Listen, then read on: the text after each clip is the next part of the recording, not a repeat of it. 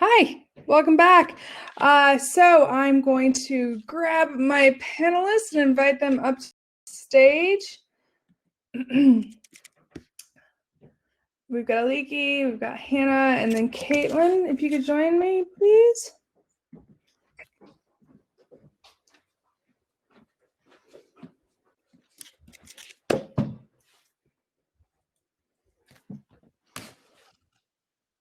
Can you hear me now?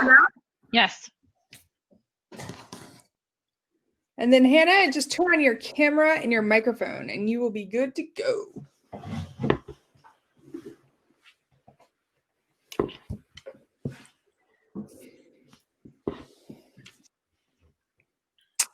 Hannah. Hi.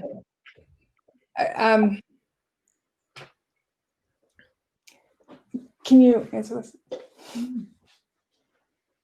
Sorry, Hannah's messaging me. So this is like completely typical of everybody's working from home experience, trying to get used to the technology. I was back channel messaging all the organizers earlier because just as we had the last panel, all day totally silent, and then they just started downstairs drilling in their kitchen that they're making, and I was like, oh, perfect timing, this is really great. But that's completely relevant to everything that's happening and what we're all about to talk about. So and what we're all about to talk about. Just tell her to hit camera on. Yeah, we're done. Okay, cool. All right, so hopefully we'll be joined by Hannah. But otherwise, I think we should just, well, I kind of want to just get going. So thank you all so much for joining this panel. And like, we'll talk about how you got here in a second. So a little bit of context for this specific event. Over the summer, we announced what we've called the Restructure series. And the Restructure is kind of identifying and addressing some of the biggest themes that are coming out of just like today, life as we know it. And that's not just about the pandemic, but it's also anti-racism and Black Lives Matter. It's restructuring government. It's imagining what could come out of this situation and some of the best ideas that have come out of this. So that's a little bit of context for this panel. Super specifically, what we wanted to do is we wanted to have a conversation about just, the overnight transition that we have gone from going to the office, the commute and all of that stuff to now suddenly, we're all here having IT issues, and talk about that a little bit. So I want to hand it over to you two for introductions and just a bit of background. Caitlin, do you want to go ahead?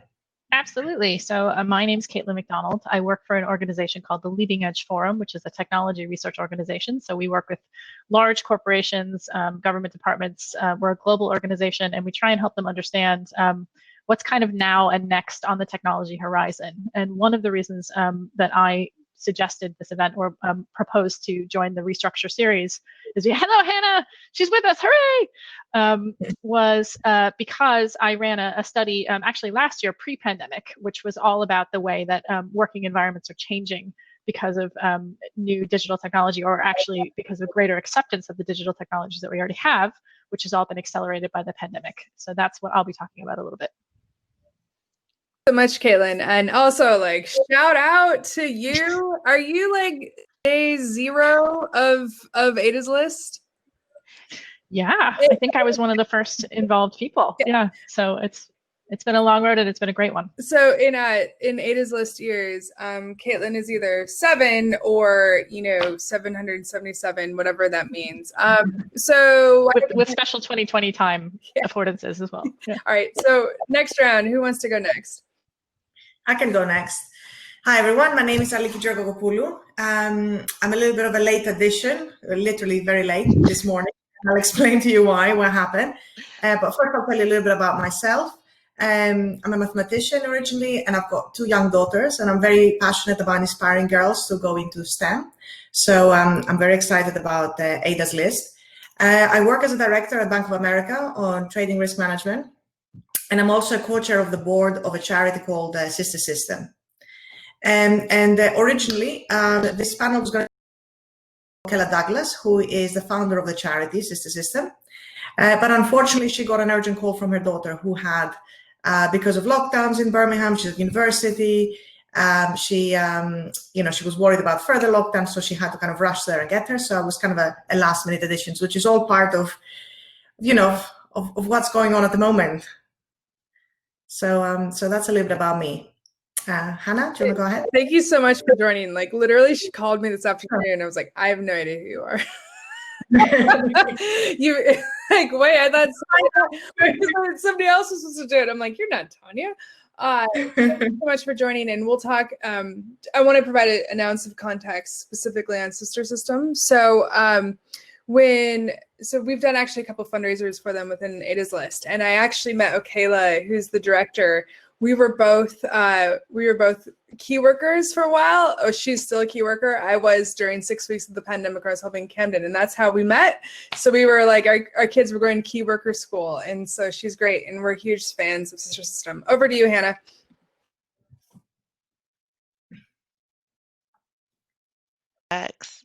Can you guys hear me? Yay! Hi, I'm Hannah Smith. I work in HSBC as a HR transformation consultant. I also have a side business where I'm a career coach, and I also have 3 young children. One just turned 5 on Saturday, and twin boys who are 3.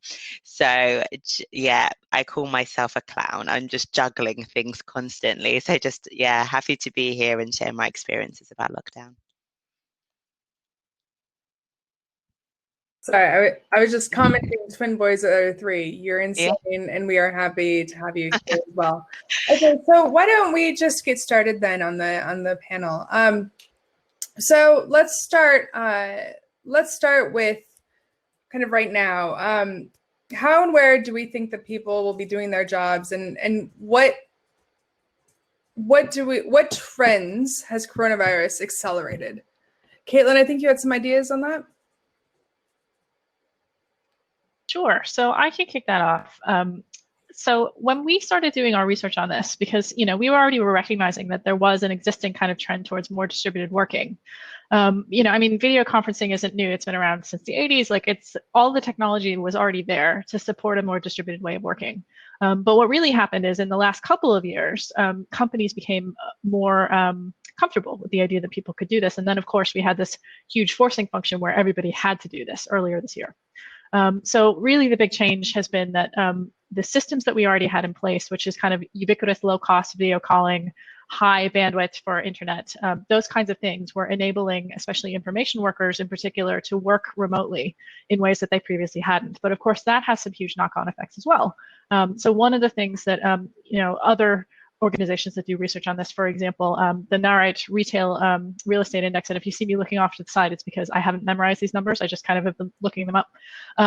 So they've really noticed, certain kinds of things have happened in the last few months.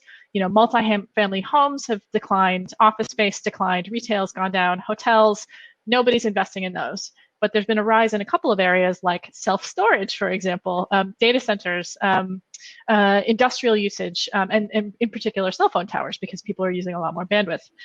So even though we might have some kind of a future where we go back to normal, actually a lot of the trends that we're seeing, in particular people kind of moving out of urban areas and moving away from urban centers, that's going to have an impact far beyond what we're seeing now. So, somebody was just talking to me saying, hey, I thought I was just going to be working from home for a few weeks, for a couple of months. Turns out this looks like it's going to be a lot more of a permanent thing, and the fact is, even if we get to a situation where businesses are ready to reopen their offices, if everybody's moved out of the city, then it's going to be a really different urban environment. So the kinds of changes that we're seeing now are going to have an impact, not just for months, but for the coming years and decades to come. So that's going to look like a really different kind of way of working, which has huge impacts in terms of our kind of like home design as well. So, speaking personally, I actually made a big move. I moved cities because I was like, I know that this is going to be a long-term thing. So what am I going to do? I'm going to make my space be as comfortable as possible for the period of time that I need to be in it. And there's a whole lot of stuff we can explore, and I don't want to take up too much time because I know we have other exciting things to hear from the other panelists, but there's things like, inequality in terms of distribution of resources. If you're living in a shared house or, you're living in a house with young children, or you have elderly parents to take care of. Obviously I'm here by myself. I can set up the space however I want. Like, it looks like all my fancy books are behind me. It's very nice. But not everybody has that ability. People are in really different kinds of environments. Some people are like working from their ironing board or on top of a garbage can, or maybe they have really awful housemates that they can't deal with. There's a lot of things that could be causing people to have really different experiences. So it's both, hey, there's some great possibilities in terms of people feeling like they have more control over the way that they can spend their time and how they spend their space and how they set that up. And also, we really have to address some of the inequalities and some of the poor experiences people are having as well in their homes. Yeah, thanks so much. And I kind of like the structural setup of how, we think it's one thing, but there's a knock-on effect on transportation. There's a knock-on effect on the offices. There's a knock-on effect on everything. And if you're lucky enough to live by a cell phone tower, what do you call it here? A Wi-Fi tower? I don't know. Somebody's the connectivity. Or I'm just old. Aliki, did you want to talk a little bit about kind of, reflecting on what Caitlin said, and you can talk about you as a professional, but also, the girls that are part of Sister System and what that experience has been like for them. Yeah, I think that goes very nicely, moving on from what Caitlin said, to discuss a little bit about kind of our experience within Sister System and what some of the girls have experienced. So let me just give you a brief sort of context as to what Sister System does. So it's a charity that aims to support girls that have been or currently are in social care. And the idea is to work alongside them and to ensure that they have the same opportunities that everyone else has at home. So whether it's at home or at school, at work, and generally within the community. So the experience that we had during this lockdown was that in the beginning, especially of the pandemic, there was a significant increase in the demand of Sister System services. And it was kind of an unusual thing. A lot of young women in their early 20s started to refer themselves. And the thing was very common. They didn't feel safe. So normally home should be a place where women and young girls should be feeling safe. And most of us, hopefully, feel very safe at home. But that's not the case for many of the girls that are affected by the social care system. Most of the girls come from difficult family homes and broken homes. And even after leaving the care system, something that a lot of people are not really thinking about, and I wasn't particularly aware before I got involved with the charities, that they end up living in kind of hostel accommodation or multi-occupancy accommodation, where effectively they go through very, very difficult situations. They're sharing with a mix of young people who have mental health issues. They've been recently came out of jail or have drug problems.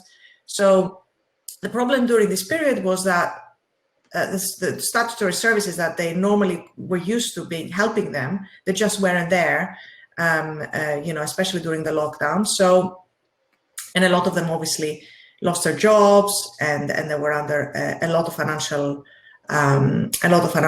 pressure. So I think, some of the things that a lot of people take for granted, I think like what you said, Caitlin, right?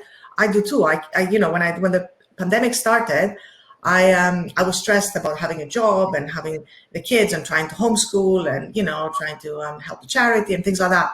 And it sort of all felt too much. But there were a lot of things that I took for granted, which a lot of other people obviously don't. And especially some of these girls don't take for granted. And one thing is working in a safe environment, which is, incredibly important. And also having the technology to allow you to work from home. So a lot of the girls don't have a computer or they don't have a Wi-Fi. So those are the pressures that I think some of the girls find themselves under. Hannah, I want to come to you in a second. I think I just want to ask a follow-up question as we think about that. So can you comment on what Sister System provided and kind of, in that time when girls were self-referring themselves for support? How did you go? Organizationally, how did you scale and what kind of support were you able to provide? Yeah, it's a very good question, because we were at the same time obviously having issues in terms of, the services that we normally provided were very different because we were in lockdown ourselves.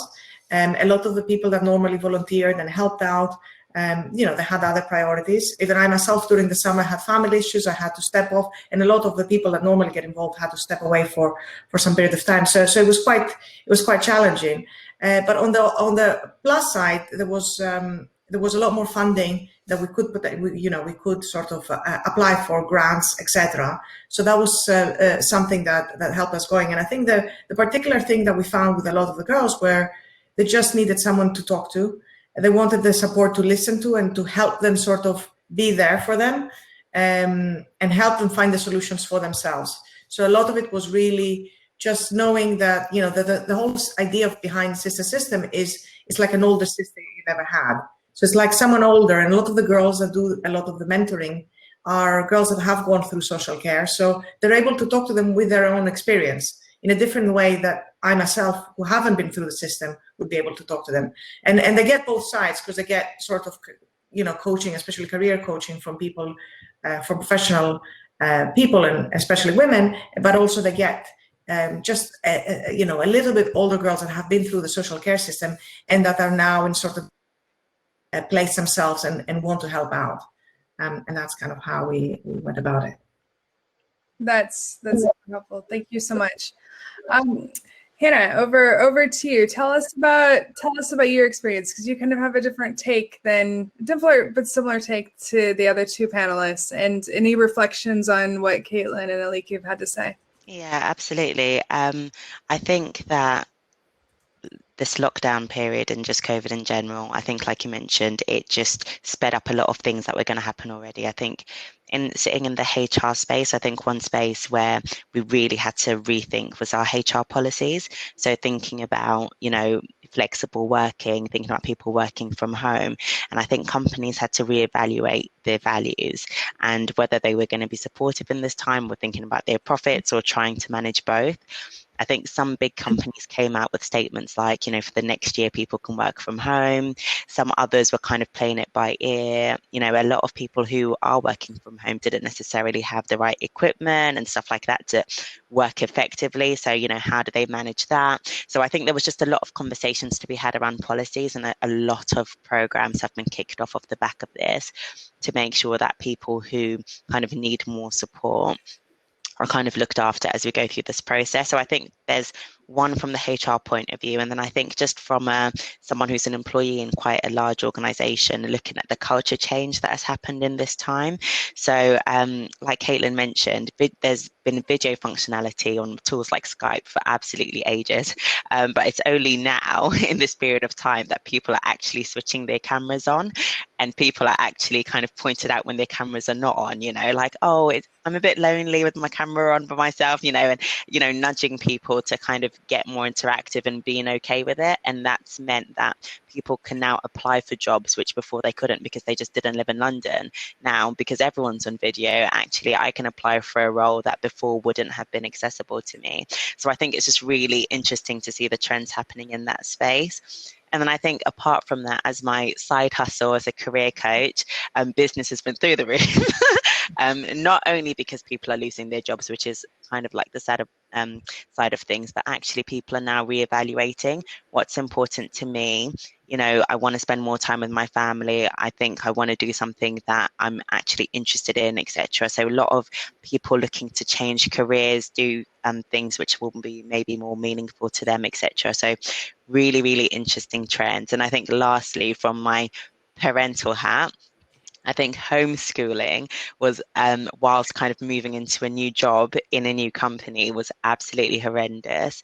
And it just kind of showed, I think, as I think about even my friends who are in similar positions, it kind of showed where people had good support at home and where they didn't. So for me, my husband really chipped in, was helping out with some of this. We had a little rota. So I was doing, the first shift, he would do the second shift, and then we could also concentrate on work, but support structures as well. And the amount of divorces which are now kind of going through as well, and how that's disrupting learning in schools. I just think it's really fascinating, all the different areas that this lockdown has touched on. Yeah, and I think that we've not even scratched the surface. And there was an article that came out, probably a couple months ago, just total casual New York Times article that probably 90% of the world missed. But essentially, an American doctor got kind of trapped in Ireland for a month during lockdown, and came back to the hospital, and he's a pediatrician, so he's like a doctor's ward for babies. I don't know where my language is gone, but anyway, doctor's ward for babies. Anyway, I'm drinking water too. Anyway, so the thread, he came back and he was just like checking in with the other staff, and they hadn't ordered a very specific kind of breast milk or formula that they give.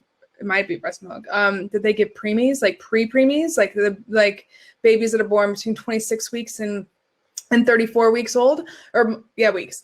And see, again, my words. And they hadn't ordered any of it. And normally in a month, you'd anticipate, basically globally, pre-preemies, the birth of pre-babies has come to a stop. No one knows why. And so I think that we are all just scratching the surface on some of the impact that this is having. It's easy to talk about kind of what's in front of us, but some of the impact that this is having globally.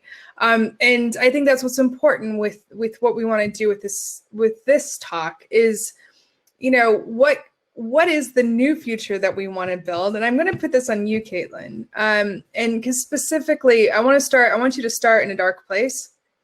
It's a big responsibility to put that all on me, Marici. Yeah, no, but I you've also done some research into domestic violence, and so what I'm trying to do is piece together what are some of the things that we can all do to support our more vulnerable members of our communities, regardless of their age or their where they live. Like, how can we all support? But can you just talk a little bit about what you've learned? Yeah. So a couple of data points. Again, I pulled these out today, so they're kind of publicly available for anyone to look at, and I can post some links to the articles I looked at in the chat.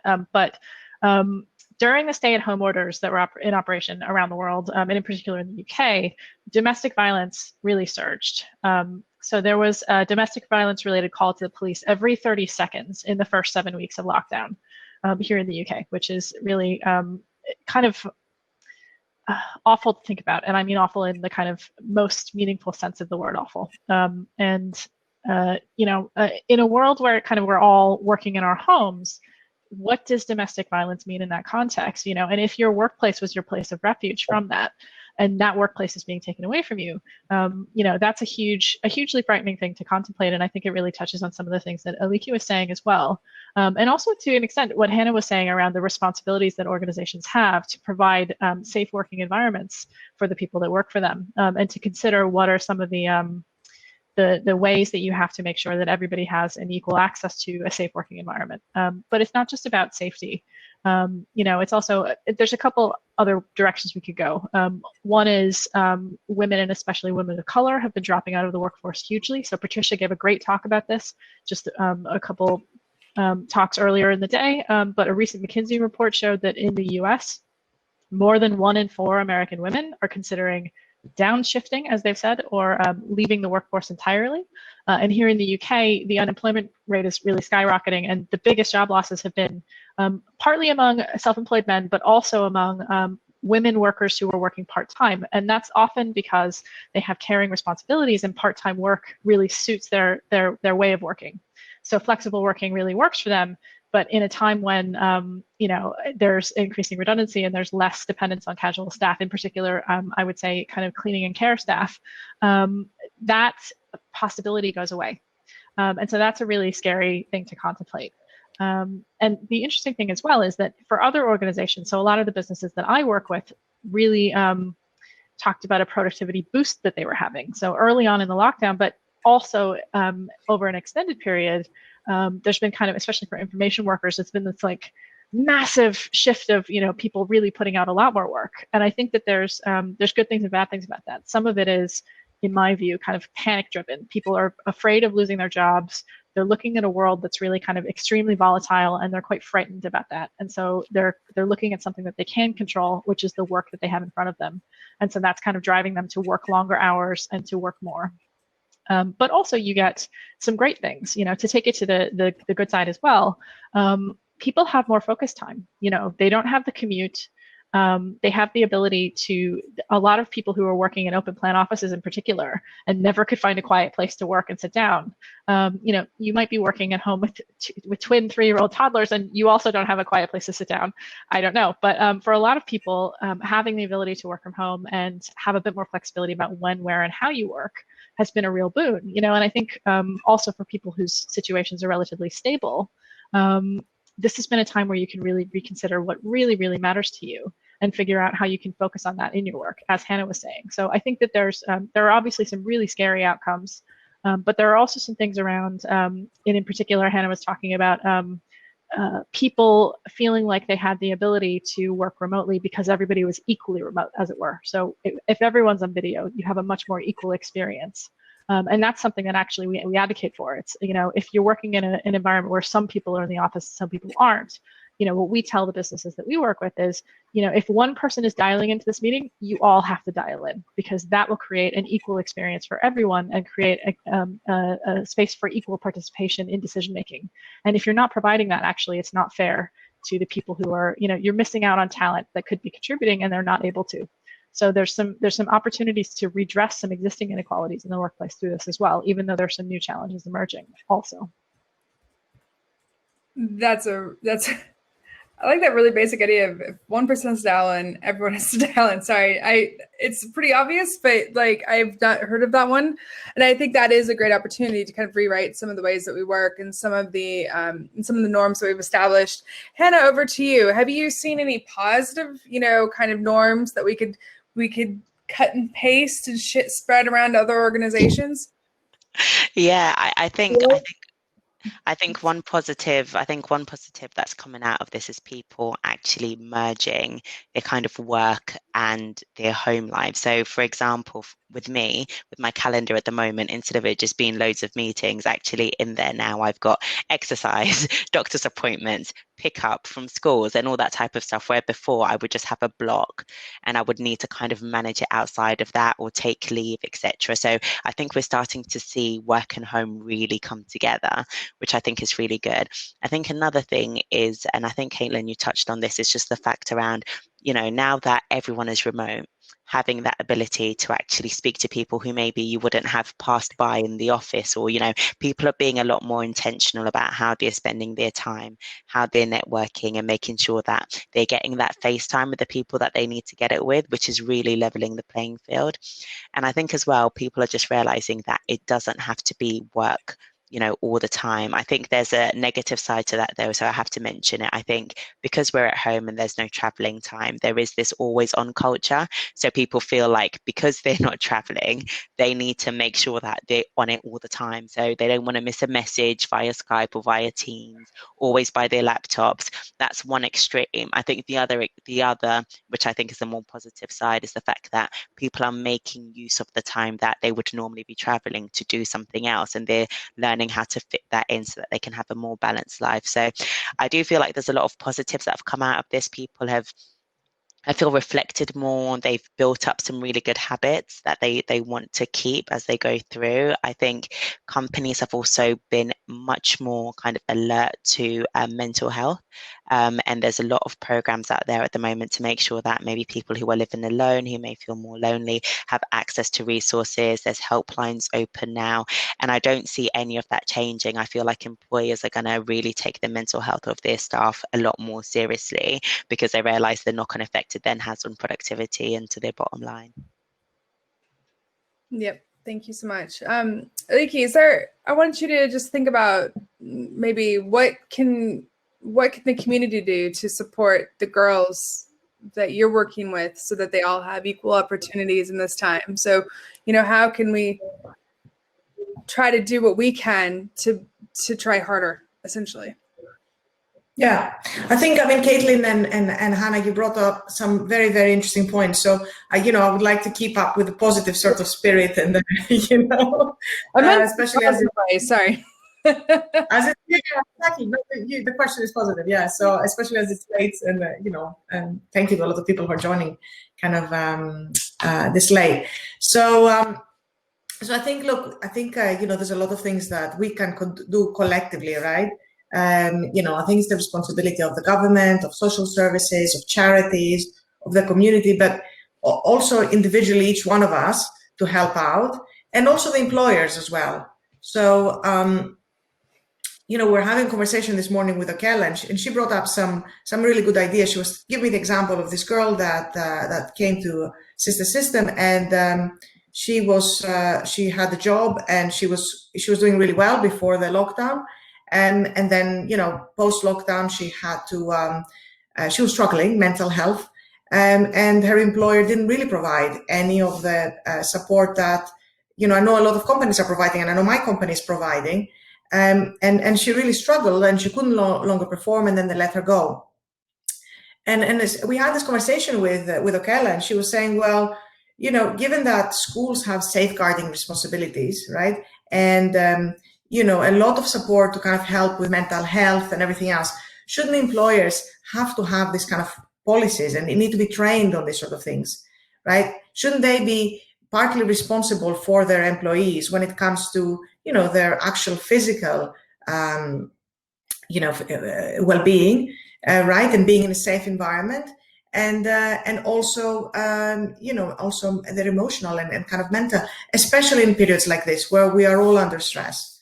And I know it's going to be difficult to implement, and I'm not saying that there's a perfect solution, but I do think that there's definitely something there, something that we can sort of definitely can be improved, right, to help people.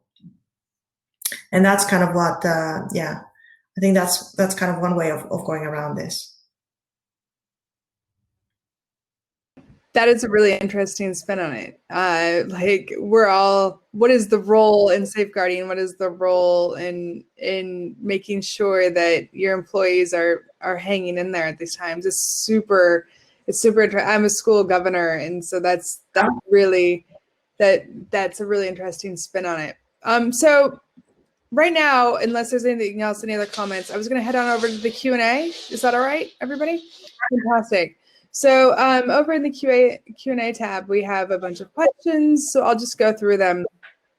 Vanessa has asked, how can we create a better sense of community in our workplaces while working from home? And what replaces the incidental coffee catch-up, the impromptu drink after work? Great question. Host a conference and get on Zoom. I'd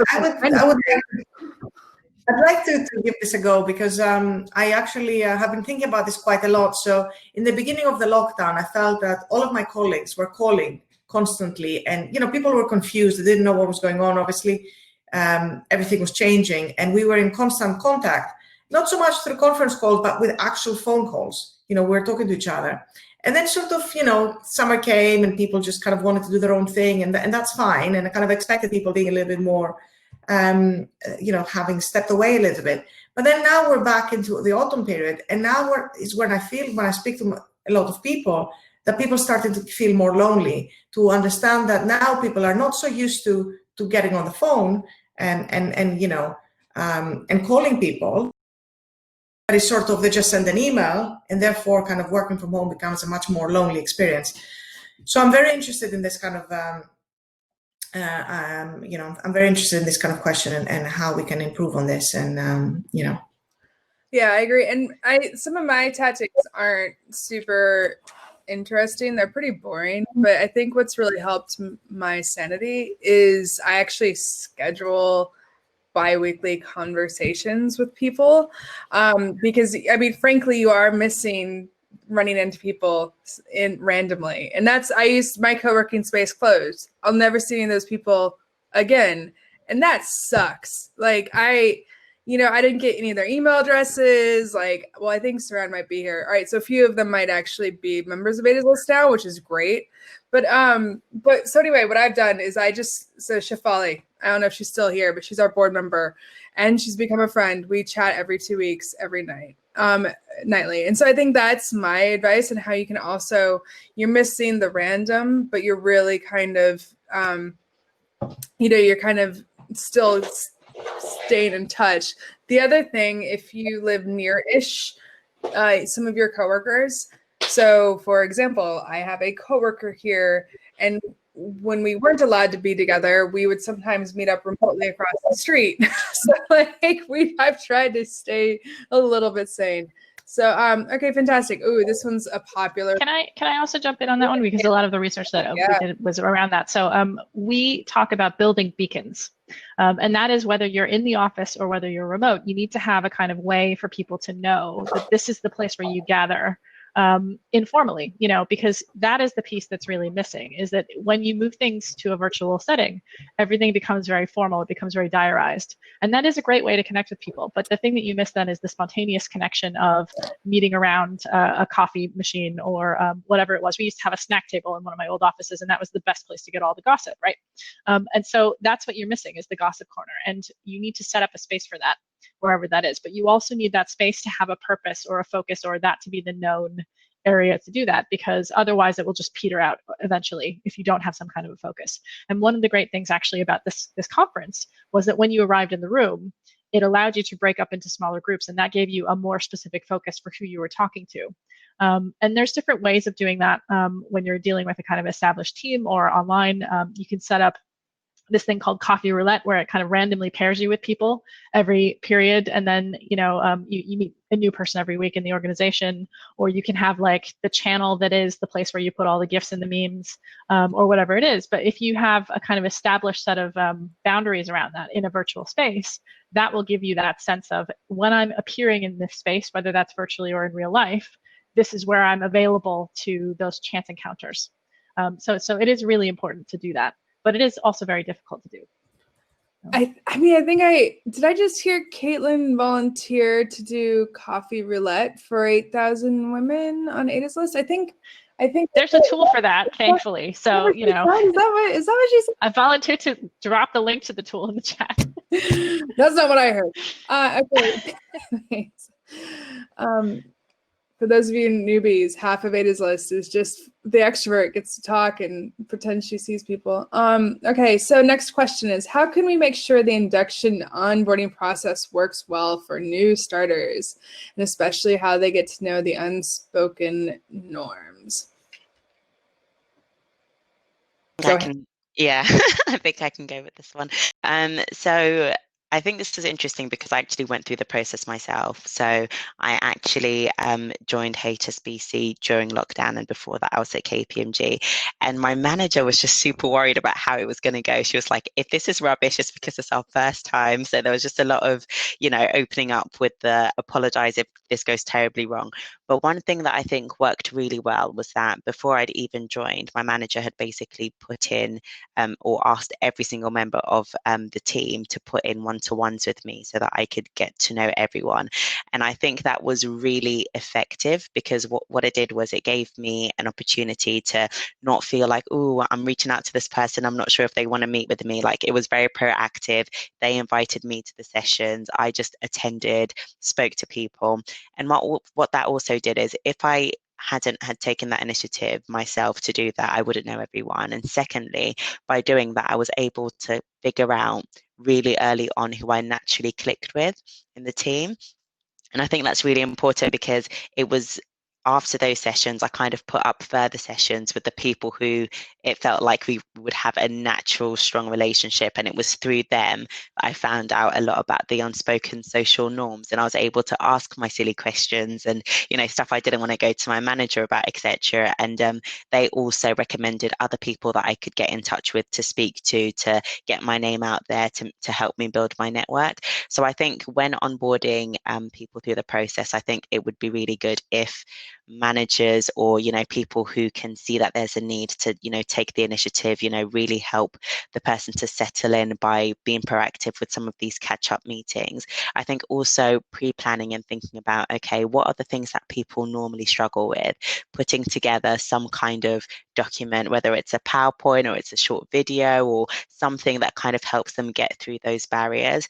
And then I think another thing that helped was in HSBC, every week there's at least 2 or 3 kind of drop-in sessions where you can just go on. It's really informal. People are just speaking. It could be about their day. It could be about something that they're working on, but it's just really informal, and it's supposed to kind of replace the bumping into someone, because you never know who's going to be on it. So it really is like bumping into someone in some of those chats.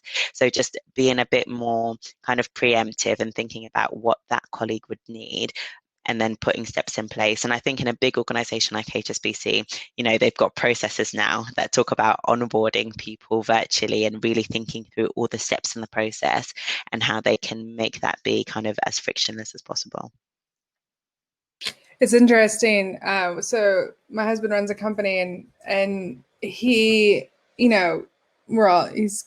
his employees tend to like working from home, and so they're loving it. He's struggling with the soul of the company, like he's like, yeah, sure, cool, whatever.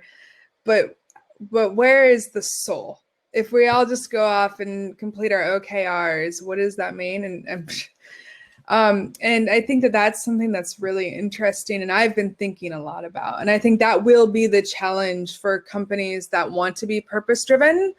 I think there's a certain subset of us that of life and the reality of our careers, that we do things during certain moments of time because we either have to, or we're at a point in our careers where we do it because we want to, and we can choose, and we've got the flexibility and the privilege of choice. And I think that, how do companies find the soul, and even when everybody's kind of spread all over? Because I don't think we could deny it's going to change. And so that's something that, if we can figure that out, I think it'll be really the blend between the flexibility working from home and like still feeling the heart of your work. The heart, it's not about the company. It's not about that. It's about the heart of the change that you're trying to see in the world. I think that's like a good challenge. So thanks. And I don't have the answers, so let me know what you find out. So I've got a question over here. It's a very popular question from Vanessa. How do we change our view of productivity as quality, not volume, to help with flexible working?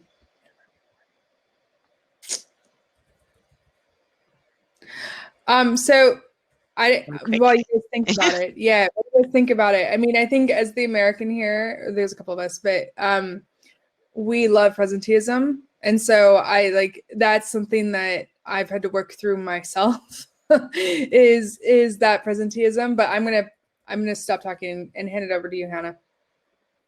I was going to say, I think the responsibility lies both ways. So a lot of the time we're looking for our manager to be like, oh, that was good quality work, but I think it goes both ways. And I think as employees, we also need to take responsibility for what we're going to do and what we're not going to do, and having boundaries, because I think sometimes it's easy to just run about and do absolutely everything, and then you realize that it's not really being appreciated. It might be that you're ticking things off, but actually, if you were to concentrate, there's this principle of 20% of what you do actually makes 80% of the difference. And I think that employees need to start thinking that way. Actually, there's a meeting in my diary that I don't need to attend. I know I can't contribute, that there's no reason for me to be there. Decline and say, actually, I think I can catch up with someone after this session or whatever. And then the ones that you do need to be at, be present, be there, contribute, and make sure it makes a difference. So I think it's both ways. And I think even managers now are starting to realize that it's, there's a lot of meetings in the diary. Sometimes you can spend a whole day just on meetings and not get anything done. So I think the culture is shifting. And I think that this pandemic really has made it shift a lot quicker. But there's still a lot that needs to be done in terms of how we're managing our time and how we're managing our brand, because a lot of us are not managing ourselves, and we're waiting for someone to say, oh, you didn't need to do that, you could have just done that, but I think at some point we need to do that, and we need to start having some tough conversations. And I think that comes through practice. It's not going to be easy, but I think setting those boundaries and understanding where does the real value come from. And I think once you start doing that, the seniors will also start understanding it more. I'd like to jump in on that one as well, really briefly. There's two things that come up for me. One is that we work in a world where productivity measures were essentially designed for manual work, and they're not particularly well suited towards intellectual or information working. And we haven't yet really worked out a system for assessing productivity in that sense, creative productivity. And that is a kind of larger shift, which I think, again, this is a great time to be starting to have those conversations, because we're really seeing the strain of trying to make this old system fit with what we really do, most of us in our kind of corporate office day jobs. And then the second thing is, if there's one thing that I would love to see happen in 2020, it is the death of hustle culture.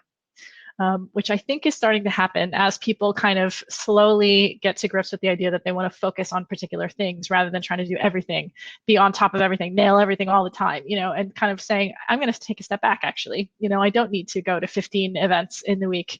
I'm going to really focus on what matters to me. And I think that actually is a way of thinking about, when I talk about productivity or when I talk about my personal success, what does that really look like to me? And does that mean achieving these, external appearances of success or things that are being demanded of me, or does it mean being happy in my role as it is and making it work for me? And I think some of that can come into play as well. Alika, I saw you nodding your head. Yeah,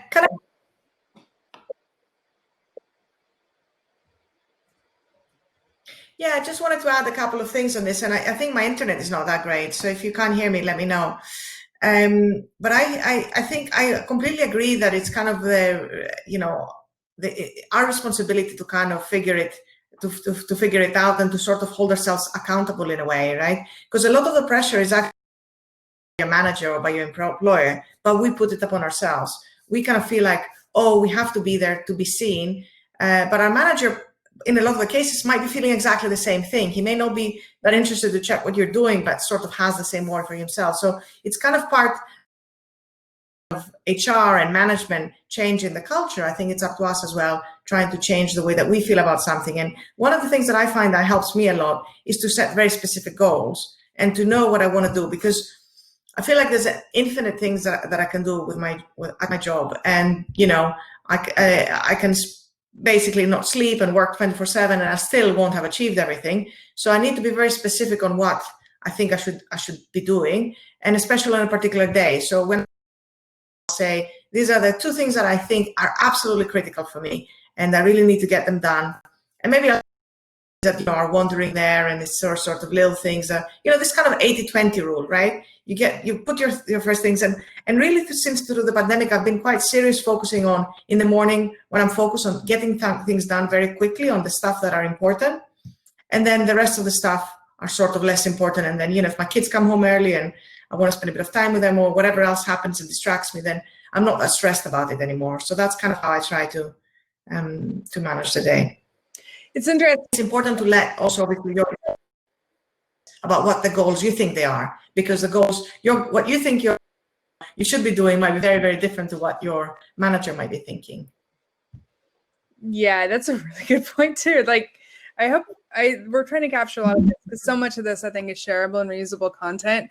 And I think just reflecting on what a theme that all of you have said is, it's a bit about, there's a blend between expectations, real and perceived, and then boundary setting along with discipline, like self-discipline, which I don't even know what that is. And so I think that it's interesting, because you think there's even personal growth here that is just weird personal growth that you didn't see that you need to be jumping off. But like, it is good to have boundaries, and it is good to have, I've heard it's good to have discipline, and it is good to have clear expectation setting conversations with your colleagues, your bosses. And so I think that these are all super healthy behaviors that hopefully we can continue to grow. And somebody can teach me about discipline.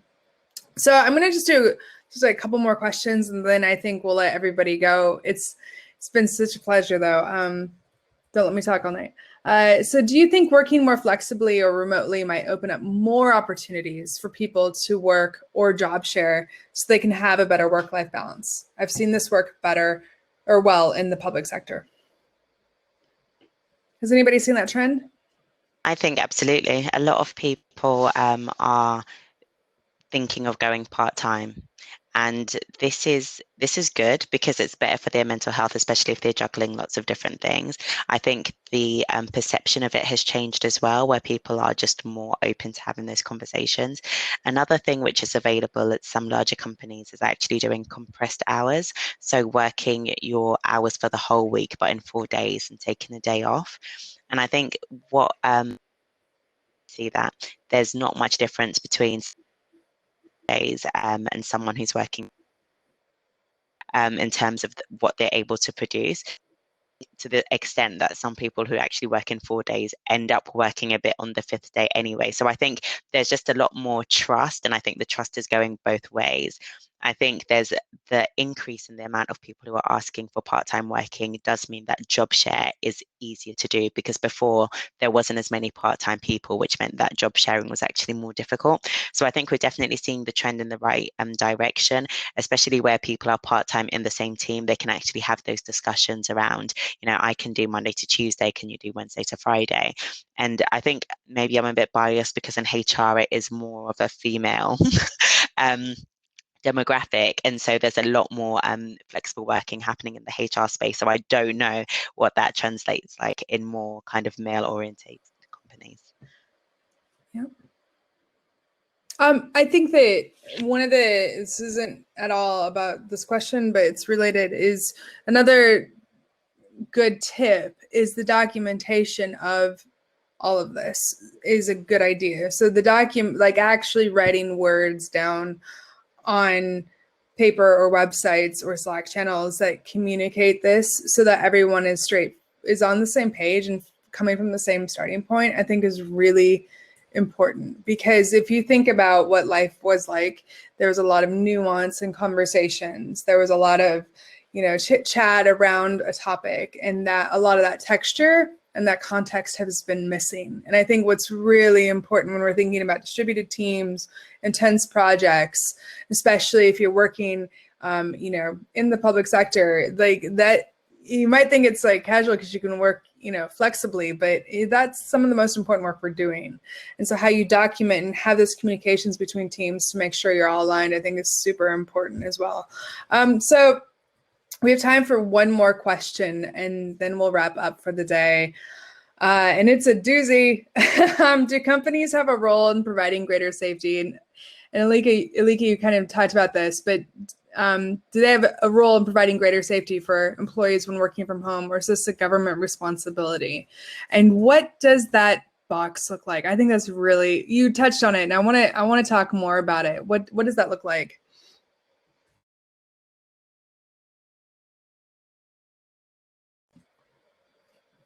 I really think that a company should have, responsibility for the greater safety, for the safety of their employees. They do have that when you're working within their premises. The fact that when people go and work from home, why wouldn't they have the same possibility? Working, whatever that means. And it's, I think, it's two ways. It's not only they should have it, but they should also care about it. Good for the company. It's good for the company to have employees who are, who have good mental health, who feel that they're connected, and they are more productive. I think no matter, it is actually something it's good for. It's not just kind of something they should be doing, but it's something that I think will have, everyone involved. And obviously, I believe that it's the government's responsibility as well, and I think that shouldn't be taken lightly. And I think with I know that it kind of has been discussed quite a lot, but I think they definitely have a lot of gaps, and it's something that needs to be addressed, addressed more quickly, especially when it comes to kind of all of these, things that we hear about abuse and violence and everything else.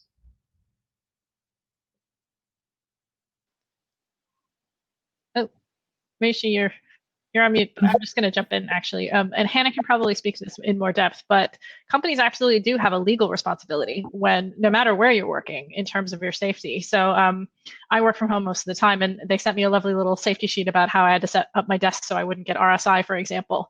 But I think that that responsibility extends not only to your physical working environment, but also to your mental well-being and to some other responsibilities. But there are some great examples that we saw when we were following up on the research that we did around the second that some companies realized that they were sending everyone home, they called around and they said, do you have the right chairs, desks, and tables? And they were immediately sending that stuff to them if they didn't have it. And then you had the other extreme where people were kind of fending for themselves as much as they could. And I think increasingly the legal responsibility, which already exists, is going to become increasingly recognized by companies and enforced by collective action to make that so, really. I would echo everything that you just said. I think the mental aspect is definitely taking off. At our company, every employee can actually speak to someone, if they're dealing with any mental health issues, and there's just so many policies around it. I think that the companies who are not taking it seriously, I think that will sort itself out as people realize they're not, and deflecting to other companies who are taking it more seriously. I think the employee experience side of things is going to be the most important as we start to look at the job market and what people are looking for from employers.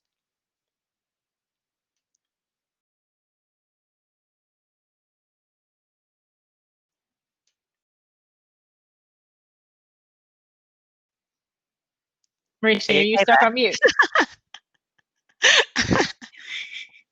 Oh, this just right at the end. This is exactly what we came here to talk about. I mean, this is the experience. This is the experience we all have. Yeah. So, do you want to back channel one of us and tell us what's happening next, which I'm assuming is networking?